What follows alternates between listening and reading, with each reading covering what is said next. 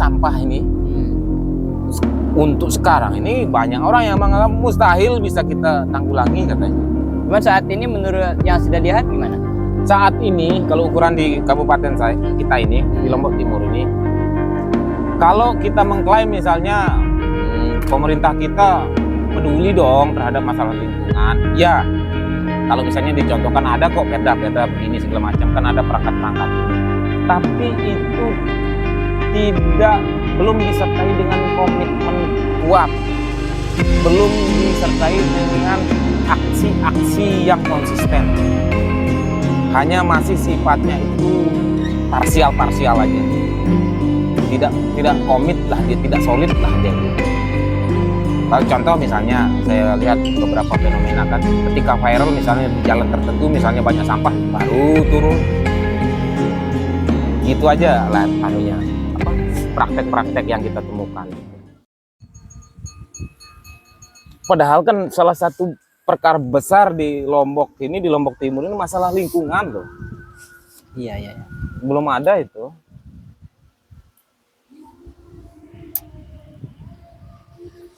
Gimana Pak Pengawas?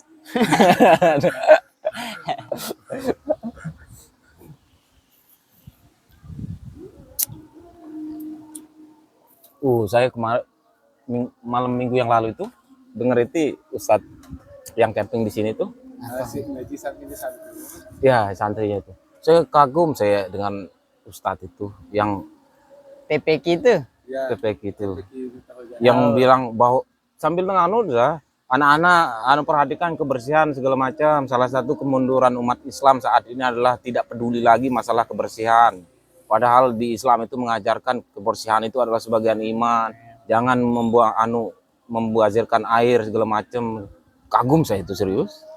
Sebenarnya kan di Islam juga mengajarkan hal-hal ide-ide besar sebenarnya. Sangat. Ya, dari mungkin di musola-musola, di TPQ disampaikan dengan cara sangat sederhana kepada anak-anak itu. Tapi sebenarnya yang disampaikan secara sederhana itu yang menjadi isu-isu global. Iya, tadi itu kebersihan. Iya. Isu global semua. Iya. Global. Artinya kan cuman kan mungkin cara penyampaian kita saja yang sehingga kesannya itu menjadi hal-hal remeh gitu, isu-isu remeh. Padahal orang-orang di luar sana membincang itu dengan sangat bergairah dengan anggaran yang besar gitu. Padahal guru-guru ngaji juga sudah biasa memberikan sosialisasi kan kalau kita bahasakan begitu. Itu menjadi bagian dari materi pendidikan di tingkat yang sangat bawah kalau di itu kayak yang tadi itu kan. Itu dah. Oh ya, ini saya curhat ya terkait membuang sampah ini. Beberapa kali kita ini kan mobile, hampir setiap hari saya keluar dari Pringgabaya ke Solo. Ya. Hampir setiap kali saya di jalan, saya menemukan mobil-mobil yang bagus-bagus ini buang sampah lewat mobil sambil jalan. Ya. Kadang-kadang saya berpikir mencoba untuk menenangkan diri, ya barangkali itu anaknya. Tapi setidaknya kan anaknya juga harus dikasih tahu. Tapi seringkali juga saya lihat nggak ada anak-anak di situ. Kerap kali saya coba salib itu dan lihat siapa saja di dalam mobil itu. Karena sering saya lihat itu orang-orang dewasa. Jadi memang kesadaran kita, terutama orang-orang yang berkelas ini, bahkan beberapa kali juga saya lihat ada mobil-mobil plat merah ya. Ya dia buang sampah sembarangan di jalan. Belum lagi kita berbicara mobil-mobil galian ini yang tidak menutup baknya. Itu mengganggu kita sebagai rakyat kecil yang hanya pakai sepeda motor. Ya. Itu oke lah kalau kita bisa menutup helm ya, sehingga atau kita pakai kacamata. Tapi kan kadang-kadang sore atau malam penglihatan kita juga nggak begitu bagus, sehingga mau tidak mau kita harus buka kacanya. Dan nggak bisa kita pakai kacamata hitam ya, karena kan gelap, semakin gelap itu. Sehingga memang perlu kesadaran kita ya untuk hal-hal seperti itu, supaya ya gimana untuk mengatasi masalah-masalah lingkungan seperti ini. Saya selalu misalnya menjadikan hal seperti ini, saya ambil contoh-contoh di masa lalu yang pernah menjadi sesuatu hal yang kita anggap mustahil, tapi malah sekarang dia jadi habitus kebiasaan kita. Contoh, dulu program imigrasi atau misalnya memindahkan masyarakat dari tempat yang padat ke wilayah yang misalnya di Kalimantan, susah, itu hampir dikatakan mustahil dulu. Tapi karena ada memang peraturan, melalui peraturan memang akhirnya kemudian ya sekarang ya biasa aja orang berpindah. Kalau kita di Lombok Timur kan, dari Lombok Timur bagian selatan ini pindah dia ke bagian utara, ke Belanting apa segala macam itu. Dulu kita anggap mustahil kita mau pindah itu kan. Tapi dengan ada misalnya program yang menjanjikan dapat tanah sekian segala macam, lama kelamaan ya jalan dia. Biasa orang pindah akhirnya. Terus contoh yang lain misalnya KB, program keluarga berencana. Dulu itu hampir dianggap mustahil. Karena di Indonesia ini adalah notabene Islam semua. Bahkan doktrin di agama itu kan banyak anak, banyak rezeki apa segala macam katanya kan. Yang akhirnya terbiasa anak 2 cukup katanya. Karena ada memang program-program memang yang dilakukan untuk menjalankan itu kan. Ada intervensi-intervensi ya. Lari dan sekarang biasa orang KB, justru malah dengan sendirinya masyarakat itu datang ke tempat-tempat kesehatan untuk melakukan KB. Yang dulunya awalnya capek orang maksa itu. Terus lari ke jamban, ke toilet. Dulu nggak ada orang sampai dianggap mustahil masyarakat itu mau pakai toilet itu. Orang maunya di kebun apa segala macam. Iya, di parit ya. Nah, lama-lama akan ada banyak terus program yang intensif segala macam tuh. Akhirnya justru aneh rasanya kalau kita buang air di sembarang tempat, kalau nggak di toilet sendiri itu. Nah, artinya sekarang kita bawa ke perkara ini, sampah ini. Untuk sekarang ini banyak orang yang menganggap mustahil bisa kita tanggulangi katanya. Dalam artian sudah dibawa ke kategori mustahil loh. Kok mustahil saya bilang. Kalau banyak contoh hal-hal yang dulu kita anggap mustahil tapi kejadian aja dia. Bahkan terbiasa gitu. Pembiasaan. Artinya pasti bisa. Ini perkara mau atau tidak aja itu. Betul. Mau atau tidak. Artinya kita golongan masyarakat tertentu misalnya kayak banyak saya lihat komunitas-komunitas tertentu misalnya yang mereka sangat-sangat concern di bidang ini. Tapi mau mereka jungkir balik, tidak dia di cover dengan komitmen kuat dari pemangku kebijakan, nggak bisa juga. Memang harus ada intervensi. Harus itu. Di Jadi, sana. ya setiap habitus yang sudah terlihat itu kan biasanya ditopang oleh kebijakan yang misalnya kalau kita cepat-cepat misalnya mencontohkan harus ada kebijakan yang komprehensif kita katakan gitu kan. Salah satunya misalnya kalau kita sosialisasikan ke masyarakat jangan buang sampah sembarangan misalnya. Tapi kita tidak menyediakan fasilitas tempat membuang sampahnya, itu juga percuma. Ya modalitasnya. Ataupun sebaliknya larinya sudah ada tempat bak sampah, ada sosialisasi tapi masyarakat masih membuang sembarang tempat, larinya berarti harus ada edukasi. Dari keluarga, dari sekolah, dari tempat ngaji, dari masjid-masjid. Itu terus dilakukan. Anggaplah generasi sekarang mungkin oke, tapi generasi selanjutnya akan berubah. Seperti kasus KB apa segala macam inilah gitu. Cuman saat ini menurut yang sudah lihat gimana? Saat ini kalau ukuran di kabupaten kita ini di Lombok Timur ini, kalau kita mengklaim misalnya pemerintah kita peduli dong terhadap masalah lingkungan, ya. Kalau misalnya dicontohkan ada kok perda-perda begini segala macam, kan ada perangkat-perangkat ini. Tapi itu belum disertai dengan komitmen kuat. Belum disertai dengan aksi-aksi yang konsisten. Hanya masih sifatnya itu parsial-parsial aja.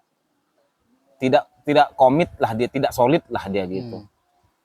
Kalau contoh misalnya saya lihat beberapa fenomena kan, ketika viral misalnya di jalan tertentu misalnya banyak sampah baru turun gitu aja lah anunya praktek-praktek yang kita temukan itu. Di kemarin waktu penanaman bakau itu ya sama begitu juga akhirnya ada misalnya aksi-aksi yang ya udah seremonial aja larinya gitu. Ada yang paling penting itu sebenarnya bahkan kalau masalah sampah dengan kondisi seperti ini tidak perlu sehari, per detik dia harus konsisten itu. Didoktrin misalnya dari media-media apa yang dimiliki oleh Pemda ini misalnya harus diiklankan, digencarkan gitu. Dari misalnya ASN aparat apa harus digencarkan itu. Bahkan sampai ke tataran kalau kita ngikut di Surabaya, di Bandung itu kena denda misalnya masyarakat kalau buat buang sampah sembarangan gitu. Memang tidak fokus ya. Ya, belum di menurut tinjauan saya belum fokus, ya. Serius, belum komitmen. Nah, barangkali bagi pemangku kebijakan isu itu belum terlalu penting untuk difokuskan. Ya, padahal kan itu isu global ya. Masalah sampah ini. Di masalah lingkungan, masalah sampah ini, kalau bahasanya kan begini dia, karena itu udah paradigma global, isu global itu. Sebuah daerah itu kalau dia mau paling enak mendapatkan program-program hibah, apalah namanya itu dari NGO, apa segala macam sponsorship itu, bermainlah di isu-isu lingkungan. Itu paling gampang mengakses. Kalau misalnya, kenapa saya harus bisa katakan seperti itu? Panding besar itu. Kenapa saya harus sampaikan seperti itu? Karena kecenderungan kita akan mendapatkan alasan klasik di pemangku-pemangku kepentingannya. Apa? Anggaran. Minim anggaran kita bilang. Padahal kalau mau jadikan itu nggak perlu pakai anggaran itu. Anggaran orang. Iya, anggaran orang itu dengan concern di isu itu. Karena itu paling gampang kita mengakses anggaran kalau memang isunya anggaran. Artinya kan saat ini untuk hal-hal seperti isu lingkungan itu sebenarnya udah terbuka sebenarnya. Kita ingin melakukan apa, yang penting kan kita mau dan gini mau deh, dijemput gitu. Ya, gini deh, satu contoh. Mungkin bisa aja ada contohnya di Lombok Timur, tapi mungkin karena saya yang belum tahu. Tapi coba bantu saya, carikan saya cabang-cabang usaha, industri-industri, pabrik-pabrik yang ada di Lombok Timur ini yang diwajibkan dia mengalokasikan CSR-nya untuk menanggulangi masalah lingkungan. Sebutlah misalnya kayak ada tambak, ada galian C segala macam. Ada misalnya bank-bank, BR. Kalau di kota-kota itu kayak saya ambil contoh di Jogja misalnya. Sungai yang kotor itu diwajibkan BNI itu mengalokasikan CSR-nya untuk menanggulangi itu. Nah, kita di sini coba kira-kira ada nggak contohnya? Saya mungkin yang belum tahu kan. Tahu sih, kita belum menggali itu. Ya.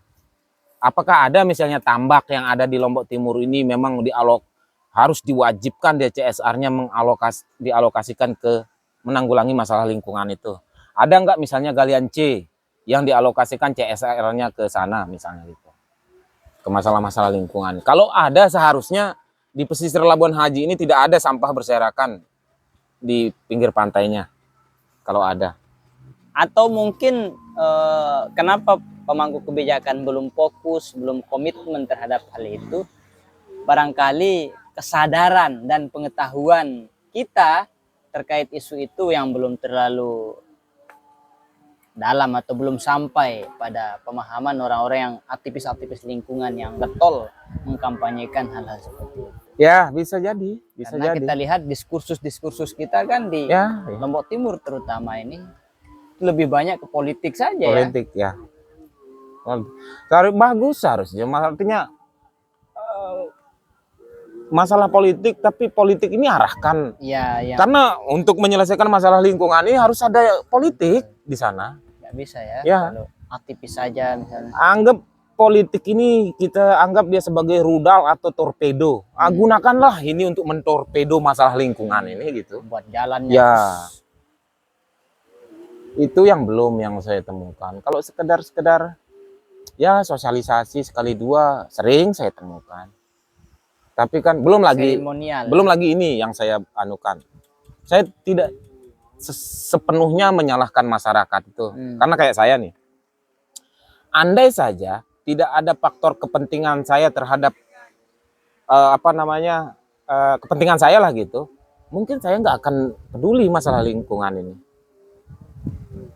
Dan itulah kondisi di masyarakat kita juga, di tengah kebutuhan dasarnya yang belum terpenuhi secara utuh, terus dia harus diwajibkan menanggulangi masalah lingkungan. Ya tentu tidak. Ya betul. Kalau kita contoh di luar, masyarakat bisa dan mau dan inisiatif mereka terlibat menanggulangi masalah lingkungan ini karena ada sisi ekonomi yang bisa mereka dapat. Misal dengan membawa sampah ke bank sampah gitu. Justru dengan senang hati masyarakat itu. Ini kan Gimana kita mau peduli sampah, repot kita mau kerja Nah, ini. itu dia. Nanti kalau nggak kerja, Itu.